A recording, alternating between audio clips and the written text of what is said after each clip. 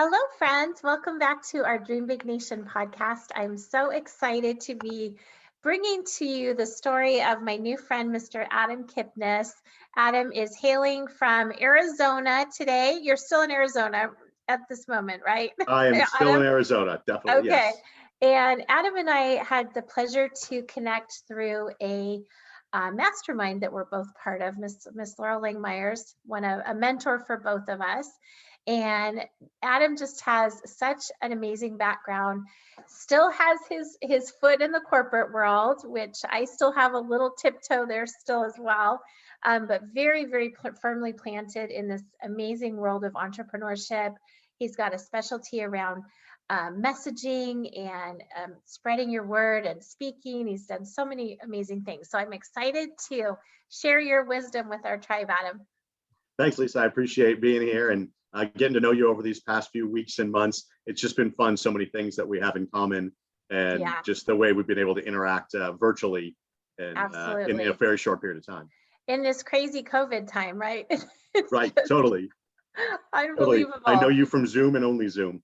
Only Zoom. Well, we might get a chance to meet in Arizona because I'm going to be out there soon, so we got to remember to talk about that. But let's dive into things. One thing I really want to make sure our listeners get a very clear picture of is you took me through an exercise a couple months back when we were part of the big table, and it was one that people are starting their business, let's say, and they're trying to know who to market to.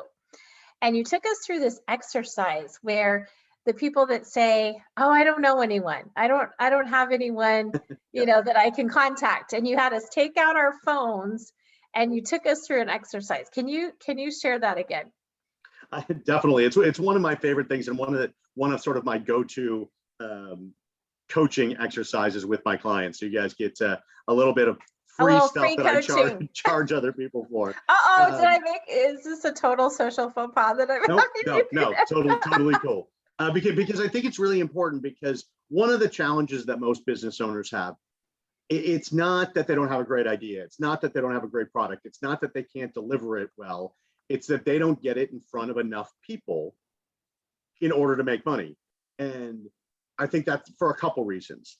One, most people are naturally shy, right? There are some people who are natural promoters. You and I really don't care. We'll say dumb stuff in front of people and not really worry about the fact that they might not want our product or service. But a lot of people are naturally shy and don't want to, sell to family and friends, don't want to over promote, don't want to be that guy that people don't want to talk to because they're promoting themselves. And how do you do that, but do it in a very soft, natural way? And so we tend to go to people we don't know, spend money on advertising, Facebook ads, Google ads, pay-per-click, spend money and hope people come to us.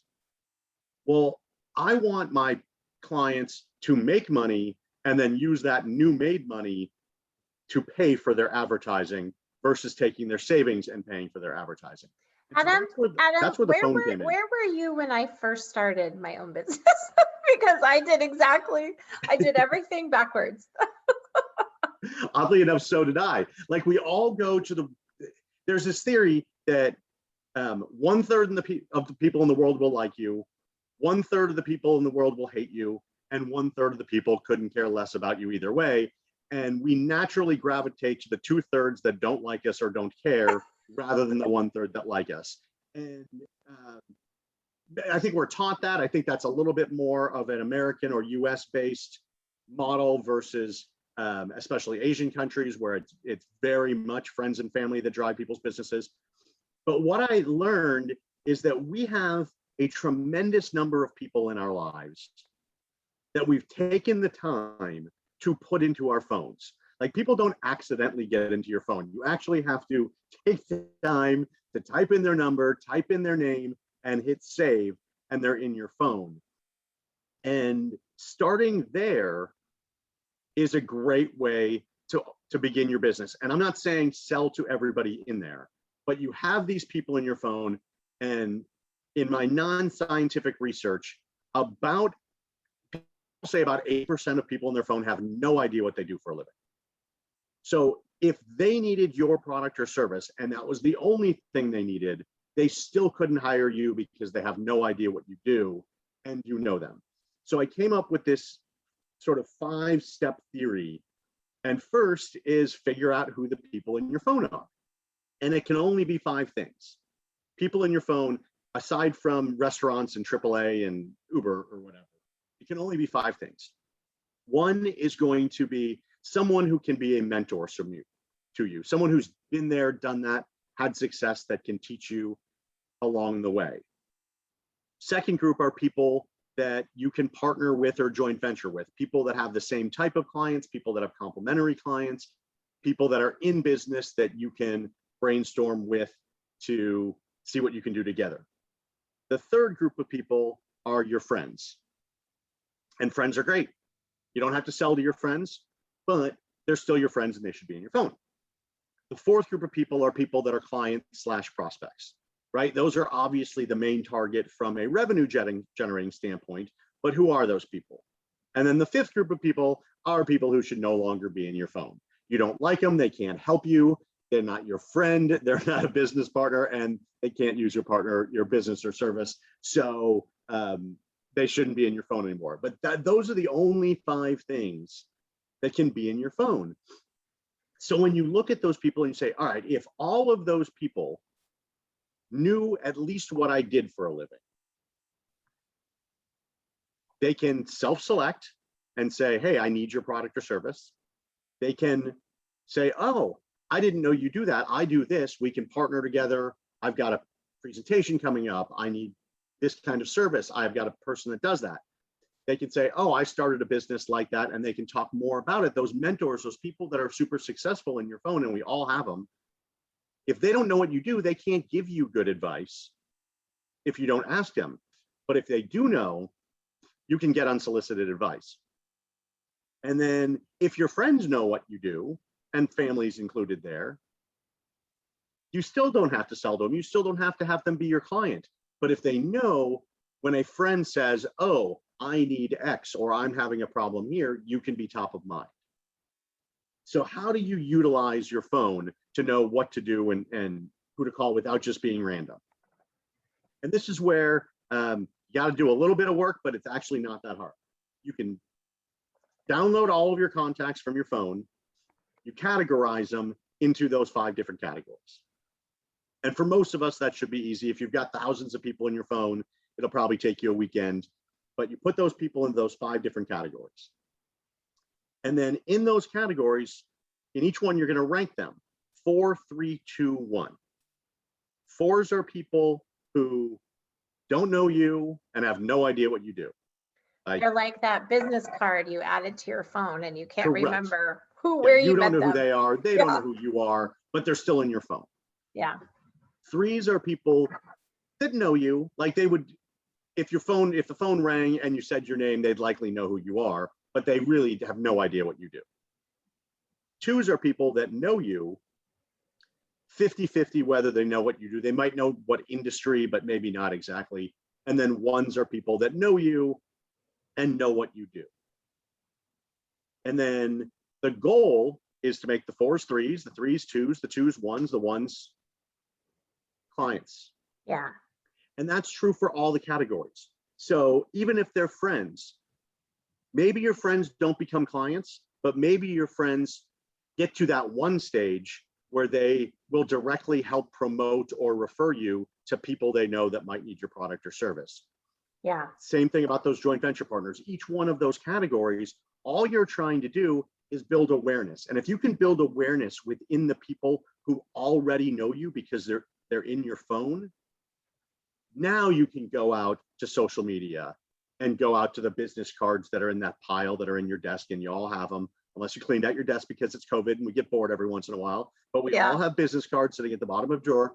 Right before you go to those things, before you pay for advertising, before you go to find a new audience, utilize the audience that you currently have and position them to be your clients and or advocates. I love that. And you said something, it can be so simple. I remember you mentioned It could be something as simple as, I realize I've known you forever, but I don't really know how you serve your community. And I would like to know that. And I'd love to share how I serve mine so we can, we can send referrals to each other. I think that's so brilliant. And Yeah, so, I totally. mean, it's funny because I've been recruiting for so long, 25 years. And I'm like, man, every recruiter needs to know this, like right when they first start, because talk about a value add to the candidates that are looking for new opportunities, how you could serve them in even a greater way, just giving them these little tidbits like that. Yeah, and how You, they could serve themselves. Because, yes, I don't want to get the whole red ocean, blue ocean thing that goes along with the employment community. Red I ocean don't is know where what that everyone is. is. What's red Okay. ocean, blue ocean? Red ocean is where sort of the theory of blood in the water. That's where the sharks are, and they're eating all Okay, the fish. And that's like your Indeed or your Monster or your Career Builder. Like that's where everybody goes. There's a everyone million is. people applying for every job. And if you've got a job for a brain surgeon, you've got somebody that didn't graduate from high school. And that's not, neither one's good or bad. It's just the wrong skill set, but people need to Right. apply for jobs. And that's the red ocean. The blue ocean is where there's nobody applying for the job because you get introduced to it because of somebody that you know. Yes, And yes. that's true for all walks of business and all walks of life. But can I tell a Mhm. really quick story about the phone thing and how Yes. you can make it work? And this is a true story. It's not going to work for everybody, but I was talking to one of my clients and he was in the employee benefits business. And he was, streamlining his business. I do a lot of the strategy side and figuring out how do you get your business ready to bring in clients and build it right. And he said, but I don't have any clients and we need to figure out an advertising plan. And I was like, we'll get to that. But to get clients, why don't we start closer to home? And before I went into the whole phone thing, I just said, hey, grab your phone and scroll through your contacts. He's like, okay. And I was like, scroll through your contacts for somebody that you know that is a business owner that you haven't talked to in 5 years or more. And he starts scrolling through his phone and he finds a guy that he went to college with, pretty sure owned a business, hadn't seen him since the 10th reunion. It's now the 20th reunion's coming up in like 3 months. And he's like, all right, this guy. And I said, all right, shoot him a text. Because I mean, he could have called him, but Yeah. shooting a text is you don't interrupt somebody. It's an easy way to position a future phone call. Yeah, Right? they can respond when it's convenient and if it makes Correct. sense. Yeah. Correct. And oddly enough, if you're not in their phone and they see a number, they're going to send it to voicemail anyway. But if Yeah. you send a text he said, I told him to say this, hey, this is Mike. I was scrolling through my phone, which he was, and I saw your name, which he did, was just thinking about the last time we saw each other at the reunion, wondering if you're going to be at the 20th. Hope you're doing well. Yeah. Like, who does not want to receive a text that says, hey, I was thinking about you. I hope you're doing well. Yeah. Like, everyone wants to receive that. So it's a really soft way to touch somebody where they're like, oh, that's super cool. Even if they don't like you, it's still really nice to get that text. Yeah. And the guy responded within 30 seconds. He was like, so cool to hear from you. Appreciate the text. Definitely planning on going to the reunion. 10 seconds after that, by the way, I think you said you're in the employee benefits business. I'd love to talk to you about that. I love Let's it. find a time. I And that love was it. real life. The guy sent one text, talked to one friend, got one response that now turned into a lead and eventually did become a client. That's not going to work for all of you, but that's something that you can do that's super easy and super gentle. It's not a sales pitch. It's Yeah. hey, I saw your name and was thinking about you. I saw something on Facebook that was a friend of mine. It was really funny. And so I just shot her a note. I was like, hey, love that thing on Facebook. Rather than putting it in the chat, I just sent her a Yeah. direct message. It's somebody that I've known, I did go to high school with. And we just started chatting back and forth, and she owns her own business and she had some questions. I don't know where it's going to go, but I didn't know that she owned her own business. I was just like, hey, it was cool to see your name on Facebook Yeah. saying something funny. Right. Yeah. So those things are what lead to conversations. And why not start with the people who know you? Oh, absolutely. Well, and think about, I mean, how many times you really would like to be able to refer somebody and you're like, oh, I know that person. What do they do? And so even putting the notes in your phone about people, that's what, I've used this like countless times and I've already trained some of my teams on that lesson. So thank you for sharing that. I feel like it's really the age we're in is the social economy that we all have. It's our own personal. I've heard your net worth is in your network, and I mean that's been true of recruiting for years. Now, Right. how do you? I'm going to shift gears a little bit because that was brilliant. That was wonderful. Everyone, make sure you take Adam's advice and connect with him if you want further coaching on it because he's brilliant. But I want to shift a little bit because you and I have something in common when it comes to working in the financial services space for many years and yet also standing up a very successful business.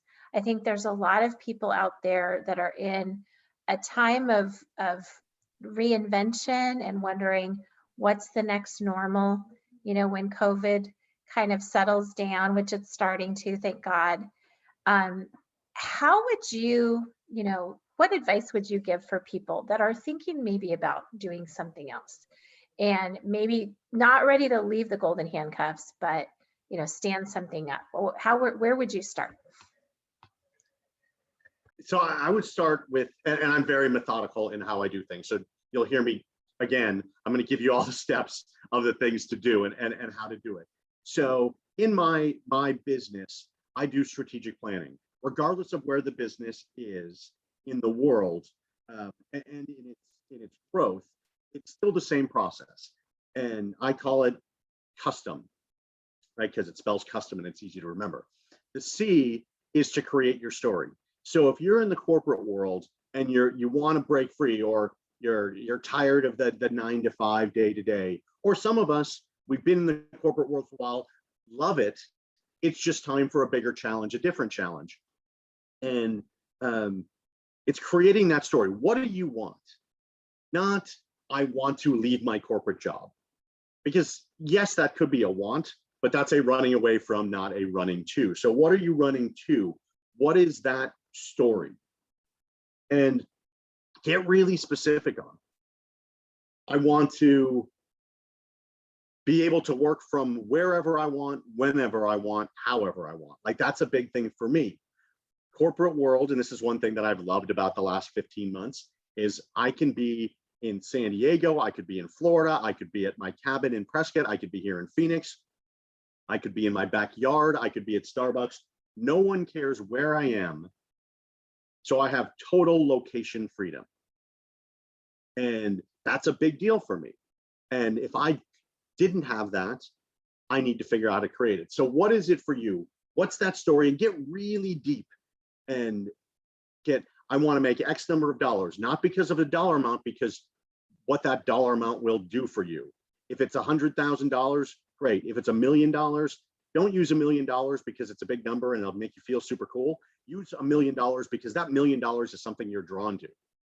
We're drawn to something, and the dollar amount is after that. So create that story. That's step one. Step two is understand and utilize your strengths, right? Know what you're good at. And, for me, I'm a brain and mouth guy. Things come into my brain and out of my mouth. That is how I make my money. That is how I present. That is how I work with my clients, right? So I find mediums that allow me to utilize that. Some people are more data driven. Some people are more product or service driven, where they're really deep into the thing. And so know what your strengths are and then utilize those. Well, and I want to have you pause there because this is a big one. I find very, very important that so many people forget is you don't have to reinvent the wheel. You don't have to go learn a new skill because Adam has a PhD in Adam and what he's naturally gifted with. Yep. So I think that is so important. I think so many people feel like they have to go out and completely reinvent this new skill set, which is not true. No, I love PhD in Adam. That's perfect. You can get t-shirts made. I think that's one of the biggest things that people struggle with because they start a business or they join a direct sales or network marketing business. And you and I are both big fans of that business model. Yeah. And they get swept up in all right, here is the proven business model and their upline teaches them to do these different things. Or they buy a program on sales or marketing that says do these things, but it's not congruent with who they are. And if you are not great at talking to people one-on-one and finding their pain point and introducing a product, and then whether it's network marketing or otherwise, and then selling it to them, that business model might not work. So you have to figure out, what are you good at? If you're good at data, you know that the data says A, B, and C. How can you use A, B, and C to go talk to your customers in a different way rather than what the rule book says? So know what you're good at. The next step is supplement your weaknesses. I found, and this is a statistic that I probably made up, it's relatively anecdotal, but I think it's pretty close. Business owners spend 50% or more of their time doing things they aren't good at and don't like. Whether that was such a big barrier for me when I first started. Yeah. Oh wasting so much time on things that made me so tired and I was not good at. Oddly enough, when I first got started my business, I had a database that was super confusing, and I probably spent $300 a month not using it because I didn't like it, didn't know how to program it, and was too cheap to pay someone to do it.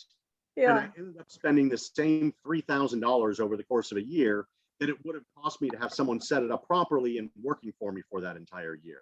I didn't save any money. I just aggravated myself and stared at that thing and was like a paperweight inside of my computer, right?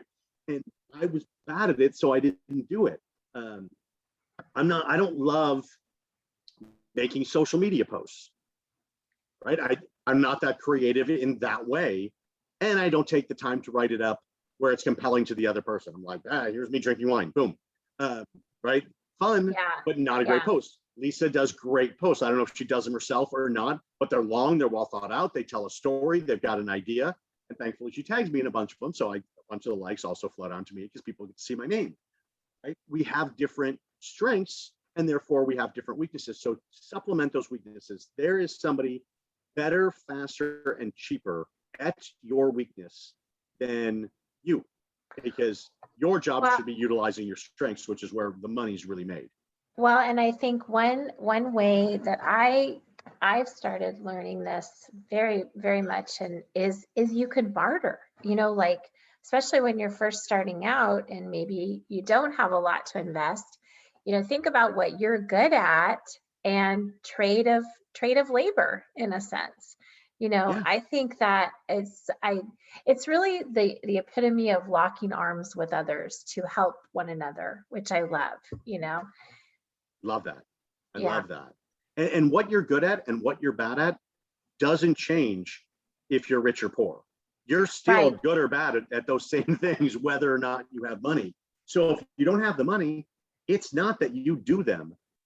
Find someone to partner with, to barter with. There's joint ventures where you both can make money, right? If you've got a great product and you've got a friend who's great at sales, maybe they can help sell it or promote you. You do the fulfillment, they do the front end, and you both win, right? 50% of a lot is better than 100% of nothing, or whatever the saying is. Yeah. So I think that's a really great point. Think differently, or reach out to one of the two of us and be like, hey, I'm stuck here, right? This is where Lisa and I can help. The fourth area, and I know I don't want to take up all of our time, but our fourth area is to tailor your expectations. So whether it's a new business or your existing business that you want to grow, tailor your expectations in this way. The world tells me I'm wrong about this, but I don't think goal setting is a valuable use of your time. It's a $10 billion industry and probably more, with seminars and books and workbooks and trainings and coaching all on goals. But I look at it this way. You don't have a goal that I was going to show up to this interview today. You expected me to be here. Mm-hmm. You don't have a goal that your business partners are going to do what they say. Your employees are going to do what they say. You expect it. At a base level, when you turn on the light switch, you don't have a goal that the light is going to turn on. You expect it. So we put these expectations out on everything else in our lives, yet we set goals for ourselves. Right. And it's possibly a way out. Maybe it's a gentle way to do it. But if you have a goal that you're going to make 100 grand in your first year in your new business, but deep down you expect to make 25, you know what you're going to make? 25. So it's like, make sure you're in alignment with the expectations. Totally. And I'm not saying lower your goal to meet your expectation. I'm saying raise your belief in yourself. It becomes an expectation. And if you expect that 1 out of every 4 people is going to say yes, 1 out of every 4 people is going to say yes, which is fine. That's better than 0 out of 4. And if you're scared to call, just believe that if I make enough offers, I'm going to make enough money. It makes making offers so much easier. So if you raise those expectations, you tailor them to what you want. The 5th area, and this is really the last one, is to optimize your environment. Right? When you're starting a business, if you want to leave corporate, or you want to start something new, or you want to add an existing or a new line of business, a new revenue stream to yourself, you've got to put yourself in a position to do it. And if you want to lose weight and you've got cookies in the cupboard, you can reach into the open cupboard, insert cookie in mouth, right? If you throw away the cookies, now you've got to want cookies, find your car keys, which for some of us is a challenge in and of itself, find your mask, drive to the store, get into the store, stay 6 feet away from people, get the cookies off the shelf, go to the cash register, hopefully get home before you eat the cookies. That's like 7 things that you have to do to eat those cookies. So for yourself and your new business, what do you have to clean up in your life to allow you to do it? Sometimes it's going to be your headspace. Sometimes it's be like, oh my God, I'm going to lose my benefits. Or what if my business doesn't work and my job won't take me back? Can I get another job? I'm older. This better work, right? All of those things. How can you clear out all of that? And at the same time, look at your workspace. If you've got papers all over your desk, you're probably going to look at those papers and move them around before you're going to pick up the phone. So get rid of those things. If you're not going to read it, if it's a magazine that's been on your desk for 2 months, you're not going to read it. Shred it, recycle it, give it away, donate it, do all of those things. And I think that's really important. So it's create your story, understand and utilize your strengths, supplement your weaknesses, tailor expectations, and then optimize the environment that you're in. And once you do that, now we come to the final stage, which is mastery. Now it becomes part of you. So when you wake up, you're thinking about your story and you know what you're good at. And you're doing that every day. And you're thinking about, oh, I really hate this thing. Maybe I'm good at it, but I still hate it. Let me find someone to outsource or partner with it. You look at your expectations and they continue to rise. And then your environment's in a good spot. That's mastery. And that's where we get to in the next stage. I love that framework. I love acronyms. That's so brilliant. Thank you. Man, we're getting lots of nuggets today. Okay, so let's talk tactically. So how do you manage all that you're doing right now, Adam? Because you have a lot on your plate. And how do you sequence it and compartmentalize it so you're, I find personally, sometimes I have days where I'm not really doing anything that great because I don't have sometimes, a formatted system that I put my different businesses in different buckets, And this comes back to the strengths and weaknesses side of you as a person. So what I do is going to be different from what you probably should do and what others should do. But for me personally, I thrive on multiple things to do. Like I love jumping from a sales call to a podcast to playing on social media. That is good for my brain. So, but most people don't. And I am actually exactly like you. Okay. But most people do not. They don't. No, most people, it's they end really up getting bad. Analysis paralysis and they don't do anything. And they don't do anything. Yeah. Or they can't be great at it because they're thinking about, oh my God, I've got this podcast next that I got to prepare for, and they don't have their mind on their sales call. So, and one thing that COVID and quarantine life has done for me that may be different, my wife and I have followed the rules. My mother-in-law lives here and she's 75, so she's high risk. My wife's got some health stuff, so she's high risk. So we just said, we're going to hang at home. Yeah. Until we don't, right? And so we've been largely at home for the last 15 months. And I got minimum 3 hours, sometimes 5 to 6 hours a day back into my life, because I'm not in cars going to see clients. I'm not going to the grocery store. I'm not going to the dry cleaners. I'm not going to meet my friends for beers where you have 2 beers over an hour, but it takes you an hour and 45 minutes because of drive time both ways. Yeah. I'm not getting on airplanes. I'm not getting lost because I'm in a city that I don't know, driving around in a rental car, right? So all of those hours have now come back to me. And so I'm totally freeform, but I'm a list builder, right? You saw that I have steps for things. I have lists for things that need to get done. And I block off time to go boom, boom, boom. And on my, it's just a little Microsoft app that pops up and it's like, what do you want to do on your day? And I hit the little plus button of the things on my list that come up, and then I just methodically go through and do the list. But here's what I figured out. So one of the things that I do with my clients is called a 100-day sprint. I don't know if I've talked to you a whole lot about the 100-day sprint, but I work with my clients on a 100-day sprint, which really is a kickstart for businesses where I work through the custom model and I work through some marketing stuff. But I realized I got to re-enter society here soon, right?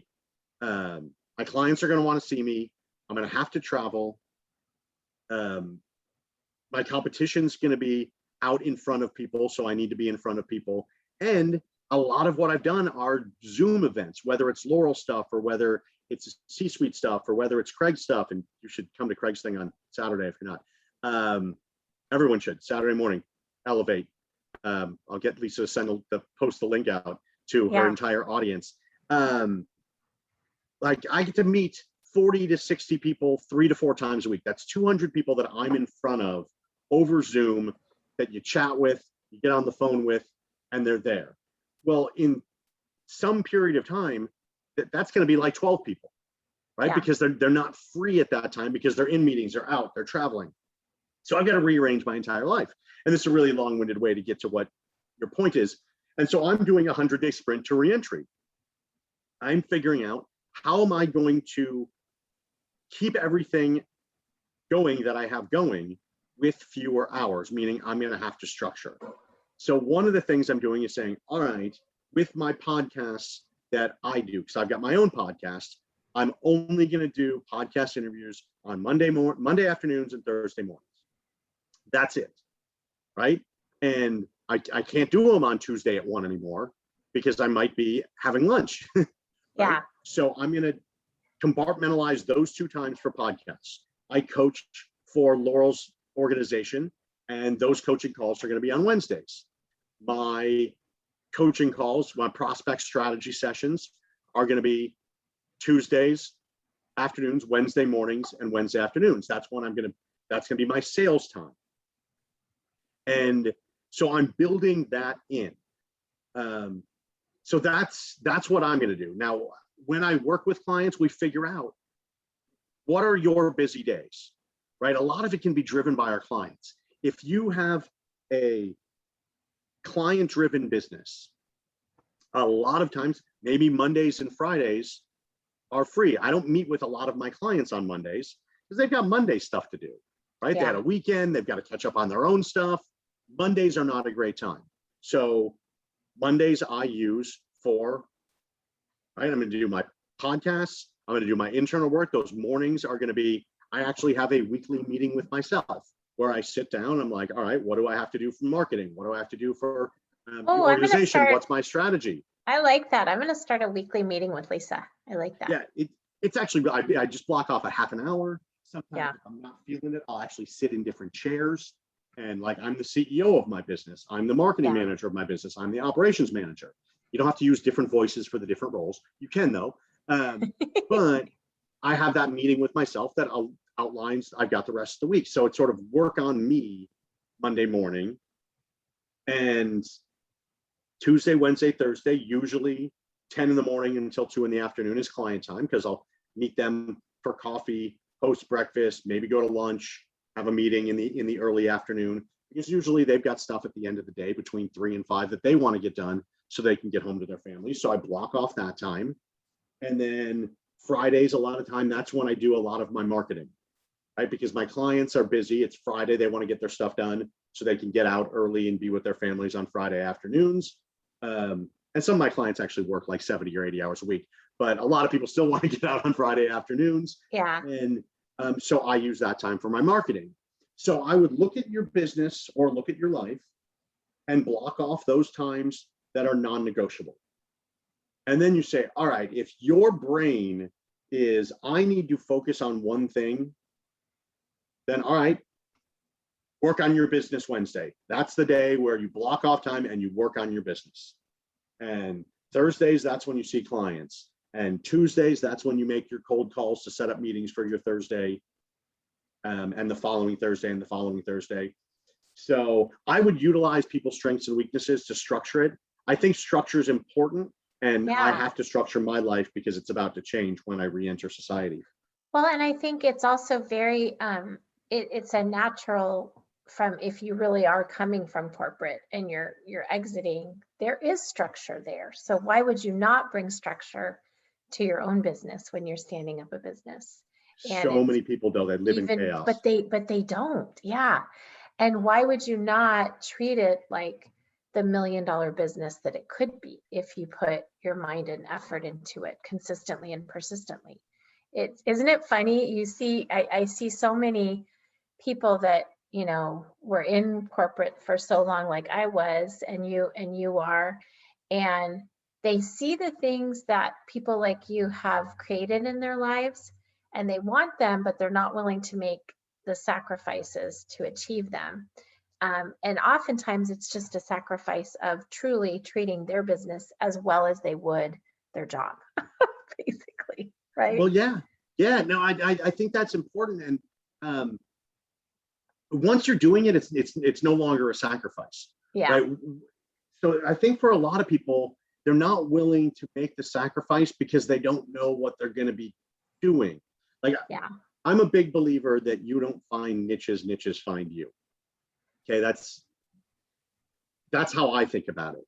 And one of the niches that has found me over the course of years, I work with a lot of 40 to 60-year-old females, highly educated, former corporate, that now have their own business, and successful corporate, you know, Henry, directors, have you heard vice that? presidents. Have you heard that acronym?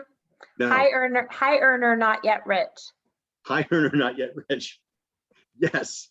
Yeah. And what I learned from all of these women is they came from a curriculum-based schooling, and they have advanced degrees, but there was a curriculum to follow. You knew what to do, you knew what to read, you knew what you had to study in order to do well and excel in school.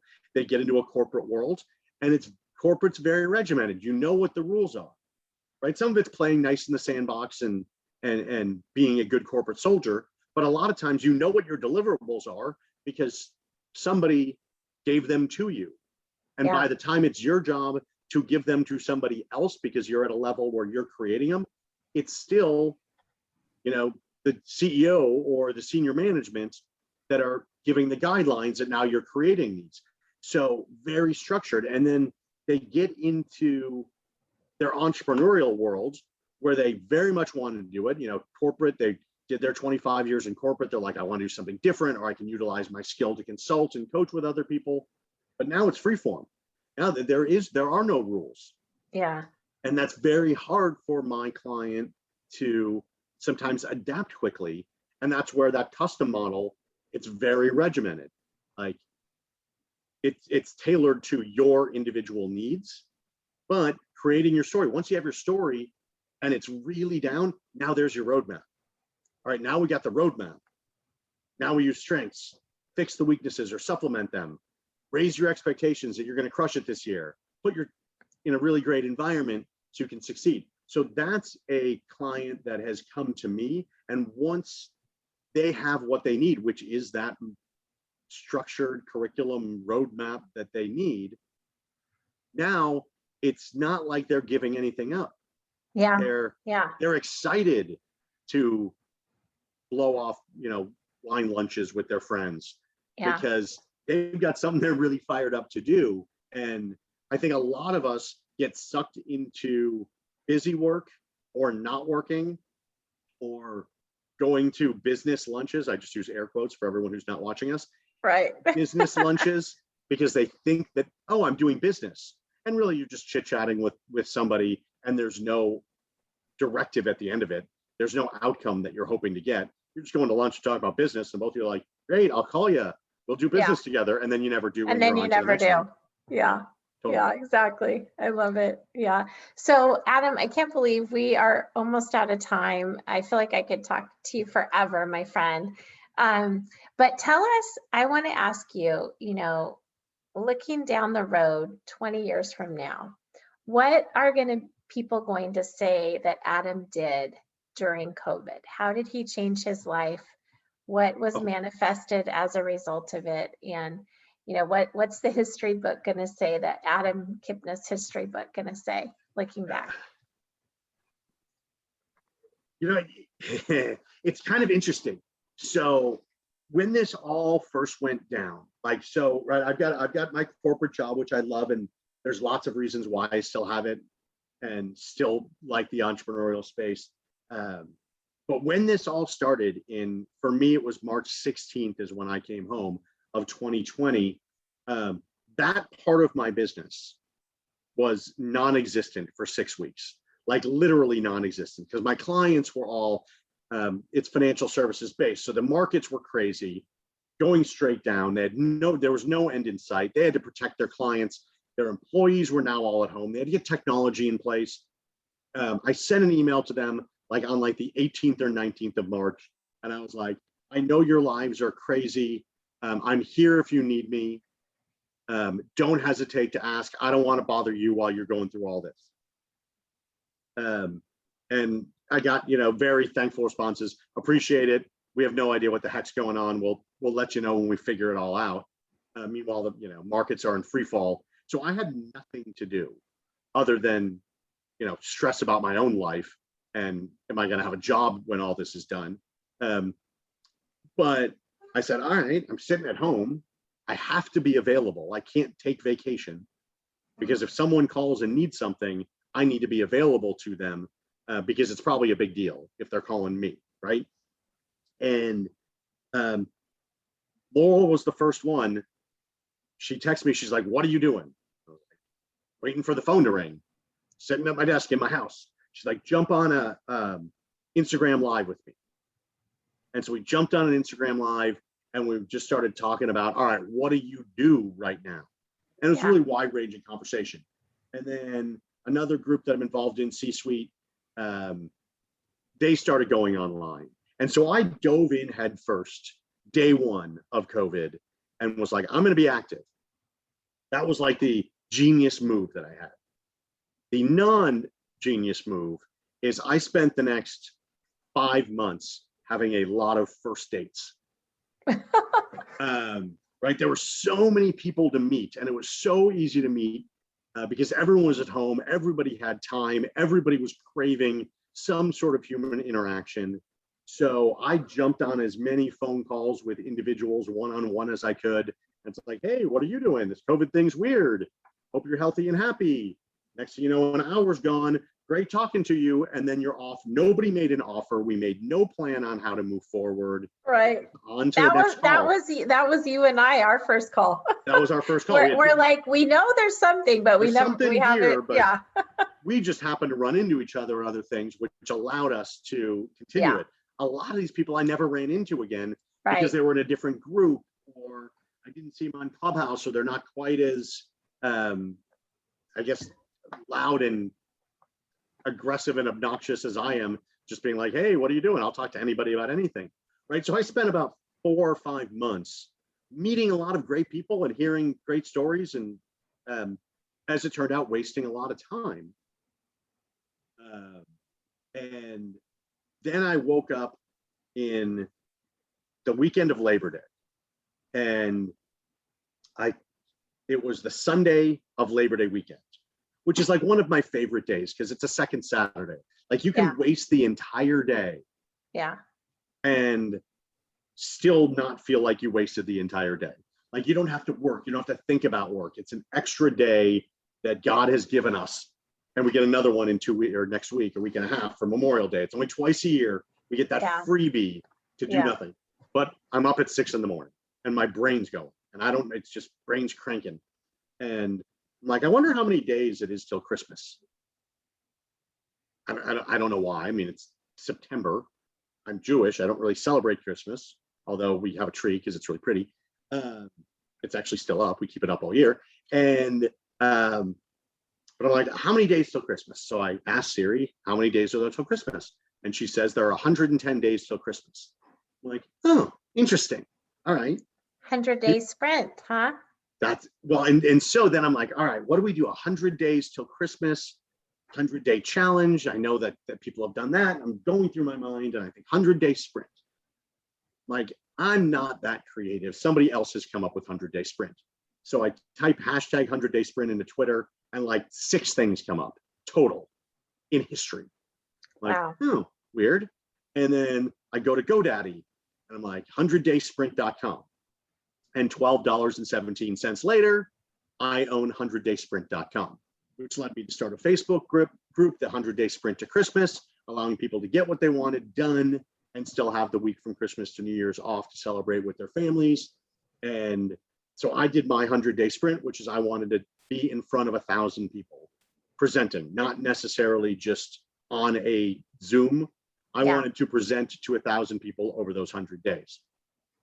And with the help of others and events I was invited to, I was somewhere a little over 1,100 people that I got to speak in front of during those days. And now I just started, actually today is my 100-day sprint to reentry, which I kind of alluded to before. What are the things that I need to have in place so when reentry happens, which will probably be just after Labor Day, give or take for me in my life, how can I be ready for it? And so I think it's going to be 3 parts. Adam dove in. Adam had really good ideas, but didn't know what to do with them for about 5 months. Yeah. And then really got focused on how can I help other people through this 100-day sprint concept.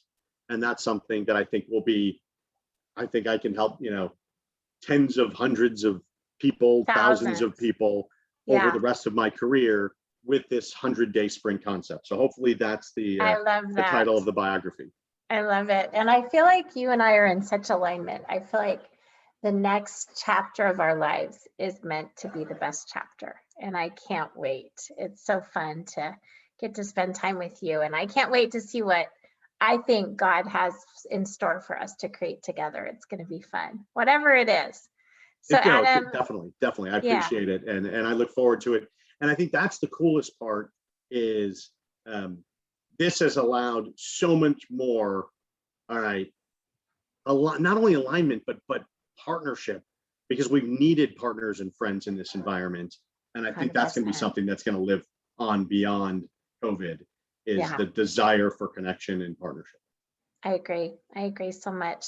So Adam, where can people find you and how can they work with you?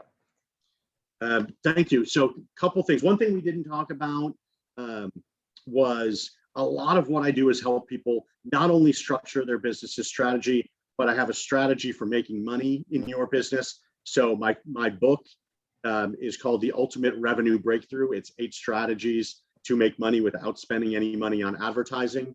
And you can get it at freebookfromadam.com, or you can go to my website, coachwithak.com, coachwithak.com, and just click the free book. It's super easy. It's 8 really easy to understand, easy to use strategies. And I'm Adam Kipnis on all forms of social media, LinkedIn, Instagram, Facebook. That's a good name to have. You got that. Yeah, there's 2 of us in the entire country. And, I love it. And it's KIPNES. So, and I'm an open book. I mean, Lisa knows this. If we talk on the phone, first of all, I'm a strategy and making money guy, so you better believe that I'm going to make an offer to you, but I'm going to give you everything that you need to do it yourself, right? I'm a big believer that if you can do it yourself, go ahead and do it. I'm the guy that helps you get further, faster, or when you get stuck. So yes, I'll probably make an offer to work with me, but get on the phone with me on my website, Coach with AK. It says schedule a call and just find some time and let's just talk through your business, your issue, your desire, and we'll build this framework out. And if I can be supportive in a future role, I'd love to do that as well. So those are the big things. Just reach out to me. Happy to help in any way I can for your audience. And friends, please take advantage of this time that Adam is offering. We meet so many wonderful people on this podcast. And imagine if every single time they heard, value like you've already created, and then they took action on it, what their lives would be like in 12 months from now, even 3 months from now, right? So Adam, thank you so much for your time. So appreciate you. Can't wait to eventually meet you in person. I feel like it's going to be like meeting an old friend. So I'm super excited. Yeah. Definitely. Thank you so much for having me, and hope it was beneficial to your audience, and hope everyone got a little nugget or 2 out of it. Absolutely. Absolutely. And to my Dream Big Nation listeners, I'm so very blessed to be part of your day. We're on a mission to be 7-figure givers in our life, whether it's just with these 2 hands or the hands of many. And Adam is going to be a big part of that. So blessings to you in this amazing life journey, everyone. And we will see you next time. Thank you.